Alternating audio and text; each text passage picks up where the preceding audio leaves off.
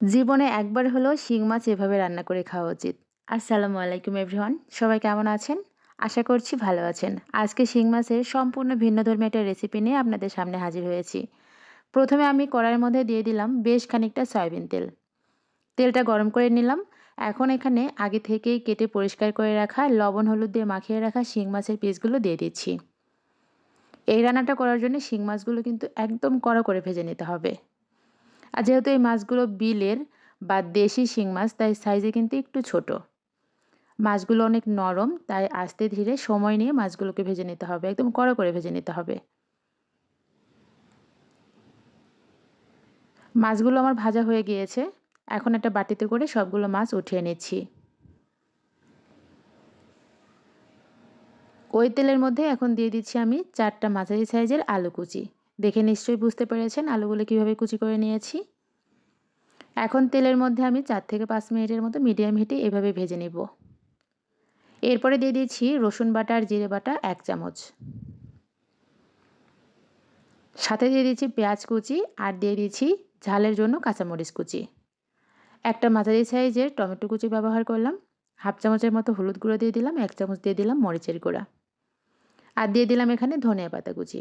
আমরা কিন্তু অন্য যে কোনো রান্নায় ধনিয়া পাতাটা পরে ব্যবহার করি, তবে এই রান্নায় আমি ধনিয়া পাতাটা আগে ব্যবহার করেছি। সবগুলো মশলার সাথে আমি এখন ভালো করে মিশিয়ে নিচ্ছি।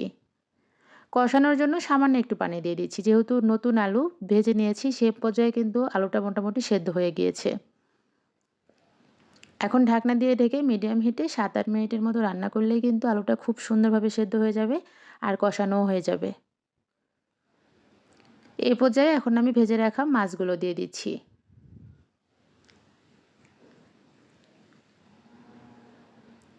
মাছের সাথে আলুটাকে আমি আরও কিছুক্ষণ ভেজে নিব।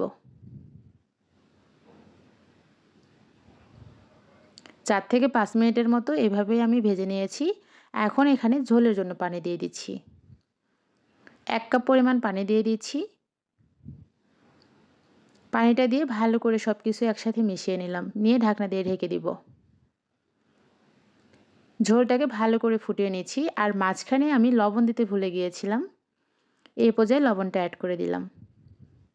আমি স্বাদমতো লবণ দিয়ে সবগুলো একসাথে ভালো করে মিশিয়ে নিলাম, নিয়ে আবারও ঢাকনা দিয়ে ঢেকে আরও কিছুক্ষণ রান্না করে নেব। মোটামুটি 8-10 মিনিটের মতো রান্না করে নিব। আর ঝোলটা কিন্তু একদম নিচের দিকে চলে গিয়েছে। এই পর্যায়ে চুলাটা বন্ধ করে দিব। এই তো শিং মাছ দিয়ে আলু চচ্চড়ি একদম রেডি হয়ে গিয়েছে। গরম গরম ভাতের সাথে এই তরকারিটা খেতে কিন্তু অনেক বেশি মজার হয়। অবশ্যই একদিন বাসায় রান্না করে খাবেন, আশা করছি ভালো লাগবে। আমার এই ছোট্ট ভিডিও যদি আপনাদের কাছে ভালো লেগে থাকে এটা লাইক আর কমেন্টস করে জানাতে ভুলবেন না। আপনাদের লাইক আর কমেন্টস আমাকে অনেক বেশি উৎসাহ দেয়। আজকে চলে যাই, সবাই ভালো থাকবেন। আল্লাহ হাফেজ।